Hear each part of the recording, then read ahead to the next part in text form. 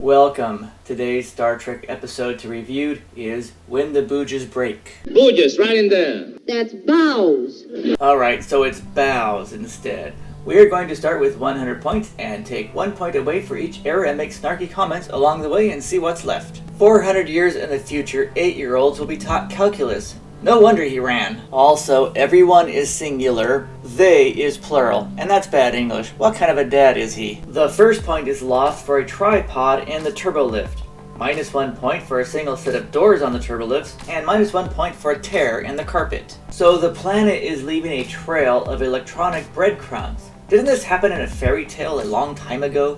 Picard loved that story as a child, but he obviously doesn't see this sign as a red flag for events that are going to come next. This means they're deep in the forest. Who is Picard calling Captain? The next point is lost since Riker's line is overdubbed. Aldea must have changed its name while it was hidden. I'm surprised you haven't heard the stories of Aldea. That explains why she never heard of it since the name changed halfway through the script. This script is rather unique since the planet wants to buy children and is desperate enough to steal them. This is really the next generation's first alien abduction show. The problem with Aldea is that since they have hidden themselves for so long, they have terrible diplomatic skills. This show also describes in detail what will happen to a planet if you let the artists take over. They run the whole thing. Deanna is sensing something very strong. Worf is thinking, that's my macho-ness she's sensing. Maybe we'll hook up in a few years. Geordi says, I number 1. Tasha says, I number 2. The breadcrumbs lead to a house covered in candy, which in this case is advanced technology. Data says, I number 3. -1 point for the white dot on the floor so Picard knows where to stand.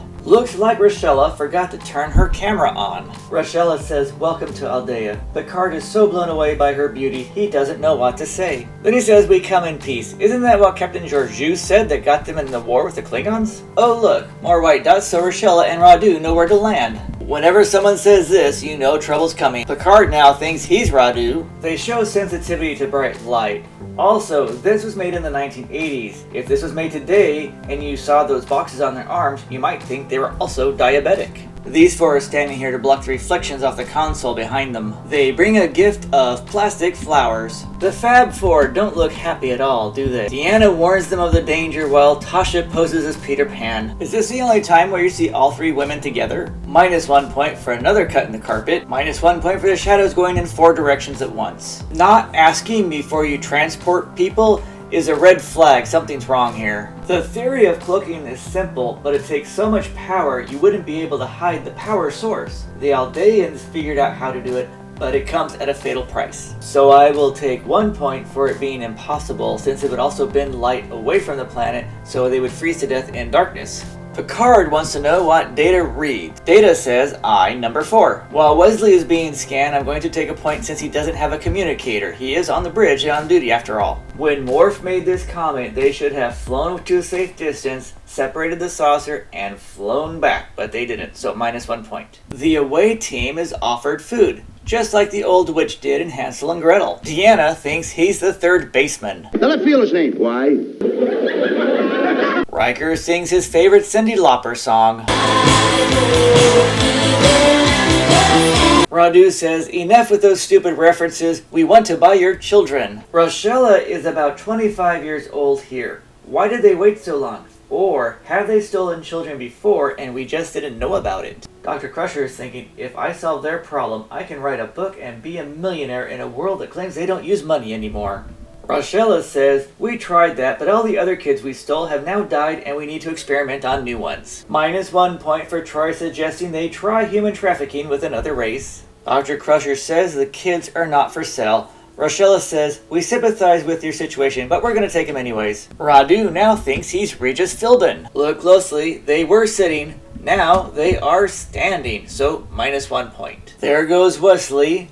And now the other kids go. I think this is the only time you see kids in a classroom on the Enterprise. Picard says they've taken his son. Is there something between him and Beverly we never find out? The lines before the commercial break are too cheesy, so -1 point. Picard does not follow the teachings of Yoda, and he's so surprised he calls Riker the counselor. Now he gives a very Picard-like pissed-off speech. Here's where you learn how snotty Radu really is. Picard's like, did he just say what I think he said? Katie says she's frightened. Wesley says, I don't blame you. The last time I was on a planet's surface, some teenage girl tried to have me killed for falling into a plant. The next point is lost because Harry's not in the scene with the rest of the kids. Here is a lovely set of wine glasses. Wesley thinks the first baseman is the custodian. This is another episode that proves that AI will cause the downfall of civilizations. Shout out to Wesley, who doesn't budge with these people this entire episode. Rochella is thinking, look at these cute little kids, I'll get to eat them just like the witch did in the book. -1 point here, there are only 7 parents for 7 kids. Somebody's missing.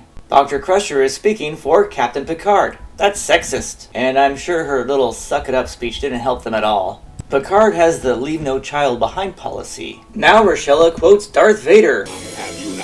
Harry meets his new parents. He tells them he's not an artist, but then they turn green. You will be. You will be. These people are really out of touch with reality. I'm sure Melian is a nice guy and a great musician, but you don't hand over an 8-year-old girl to an old guy. It just doesn't look right. Wesley stands up to his abductors. Yes! Radu says, Wesley, Aldea is a planet of artists, which means we have no skills in politics or community management, which means it's a benevolent dictatorship engaged in human trafficking of kids out of unsuspecting spaceships passing by, so get over it. Now he talks about transitioning. Wesley's like, don't even think of chopping anything off. Now there's a big fight over who gets to take Alexandra. I think Xena and Aaron lost that battle. Wesley's thinking, no one fought about me. I guess they don't like the shirt. Picard comes out of the bathroom to find out that they have found a small hole in the shield. -1 point for Picard not contacting Starfleet. This is serious. Most likely, Aldea has stolen kids before. The Custodian looks like a really cool adventure board game. No wonder they like it. But -1 point, this location display never changes. The Custodian says he is Wesley Crusher. It's got a good sense of humor, doesn't it? Wesley thinks the first baseman built the Custodian. Here comes a tough question. Where do you plug it in? And she doesn't know. Wesley is thinking, computer programming is an art form too. What happened to all of them? Now he's thinking, so what if the Enterprise doesn't come back? In 6 months, I'm going to be running this place. And what kind of work are they going to do if she doesn't even know what's behind the door? Probably the bones of all the other kids they kidnapped and ate. The planet is now the third baseman. Radu is really a smartass, isn't he? Obviously, artists on this planet have no social skills, and all they have are artists. Look closely. This is Picard's hand. Then he turns around, but his hand is still there, so -1 point. Radu believes kids are made off an assembly line. The remains of the last kids they stole and ate are in that vase in the background. -1 point for Dr. Crusher not asking to see their doctors. Not that those doctors know anything, but it would have helped stall the negotiations. And the information they're offering is probably outdated by thousands of years too, so it's worthless. And he calls them stubborn. Shout out to Wesley knowing exactly what his mom wants him to do. And what is up with constantly showing this wine set? It must be a secret corporate sponsor. Or the wine set is all they offered in exchange for the kids. That sounds like the Aldeans.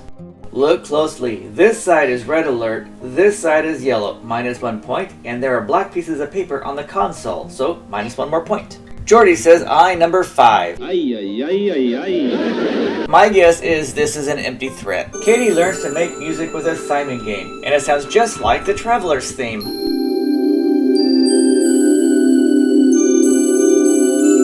Harry learns to destroy wood. Yes! -1 point here. It would have taken much less than 3 days for Dr. Crusher to learn that Duana is dying. -1 point for not knowing it's caused by solar radiation. Harry made a dolphin, but these artist tools don't teach you how to do something. It's really just AI doing what you're thinking it to do. None of them are true artists either. The whole planet is stagnating. Now for the big Trek question. His dad is an oceanographer on the Enterprise, so are there dolphins on the Enterprise? Yes! Looks like the fish went sterile too, which is why they have to lure the kids here to the planet so they can eat them instead. Rochella cuddles her stolen baby. Did the Aldeans not create clothes for the kids, or have they refused to change for 3 days? No one knows, so -1 point. Shout out again to Wesley for standing up to them. Since this was a global event, Dr. Crusher would have figured this out right away, not take 3 days, so -1 point. Wesley is a shining example of what a union leader should be. He gets everyone together and organizes them, listens to them. Living proof he is not one of my union leaders, which might be the Teamsters 495. He is definitely not one of them. Worf listens closely when she talks about sterility, thinking, this better not happen to me. Picard asks Data a really personal question. The Wicked Witch brings Hansel and Gretel a big plate of food so she can fatten them up and eat them. Looks like Harry will be the first to go. Aww. Lining up these two transports could have gone faster, so -1 point. And Worf had less than 5 lines, so -1 point. It's too bad Wesley and Data couldn't get together on this one. They could have done serious damage to the computer. One thing unique about the first season, all the planets have individual symbols. Dude has no clue how to handle kids and tells Picard to handle the kids he just stole from them. What a jerk. Picard's like, are you kidding? You want me to handle your problem? But it does give him a chance to go see the kids. I normally get after Dr. Crusher for 20th century Earth bashing, but this time it's less demeaning. She simply says in the 21st century Earth had ozone problems. Radu says that's all fake news. You will say anything to get them back. Besides, this is Aldea. We know everything. Rochella wants to hear more. A medical doctor is finally explaining why her hoo-ha doesn't work. Picard warns Earth of the future. This is what happens when AI runs the world for you. People become happy artists who know nothing about the world around them. The witch has now been thrown into the oven. Wesley takes the kids back to the Enterprise, while Radu sadly watches his lunch for the next month disappear. They finally learn what's behind the door after thousands of years of ignorance. Sadly, Wesley never got to see it. Radu gave up real quick, didn't he? Harry and his dad make up, but 1 point is lost from microphone shadow in the corner. For them to reseed the ozone layer and Dr. Crusher treat the radiation poisoning, that would have taken weeks. So -1 point for Wesley and Alexandra wearing the exact same clothes as before. -1 point here. They are terrible parents and they might steal kids again. It would probably be best for the Starfleet to keep an eye on that. And other critics have said this would be a good place for Starfleet to find homes for orphans. However, I really don't trust these people, so I didn't say that. This is what needs to happen on a planet that's gone 25 years without having kids. And we need to start having babies. They better start having babies. So it would be best if each woman had at least 3 children by 3 different men. Rochella is going to be busy, and she's thinking, you want me to do what? I didn't sign up for that. They will probably go back to stealing kids again, and since they have forgotten how to raise kids, dropping off orphans there won't go over very well either. The best solution, since the planet is going through a massive depopulation, would be to invite colonization. They can teach the new colonists about art and culture while they learn how to raise kids to be the new Aldeans. Unfortunately, we never learn what happens after the Enterprise leaves. They just fly off to new adventures and giggle at Picard. When the Bough breaks, a retelling of Hansel and Gretel, human trafficking, alien abduction, the fate of overdependence on technology and ozone depletion gets a score of 70%. We also learned that artists who complain the most about government and politics have no clue how to run a planet and will run it into the ground if they are put in charge. So, who were the Aldeans? Jessica and Vanessa Bova were Alexandra. Jeremy and Amy Wheaton were Mason and Tara. Rose was played by Mackenzie Westmore and will be back on Insurrection, Voyager, and Star Trek Picard. Jandy Swanson was Katie and was in Baywatch, Matlock, and Designing Women. Philip Waller played Harry with 9 screen credits. Dan Mason played Lord Krill in The Last Starfighter. Michelle Marsh has 50 screen credits including Buck Rogers, Desperate Housewives, and Tribes. Dirk Torsick has 55 screen credits including The Middle, LA Law, and Dallas. Conchetta has 30 screen credits and I can't say her last name. Paul Lambert has 130 screen credits. We will see him again in Devil's Due. Ivy Bethune lived to be 101, has 60 screen credits including Back to the Future, That Girl, and The Outer Limits. Jerry Harden has 160 screen credits and will be back as Samuel Clemens, and we'll see him again on Voyager. Brenda Strong has 130 screen credits, most notably Desperate Housewives, but was also on Starship Troopers and Spaceballs. And that was When the Booges Break. Thanks for viewing. Be sure to leave comments below, click that like button, the share button, the subscribe button, and check out my other videos and playlists, and I'll see you again soon.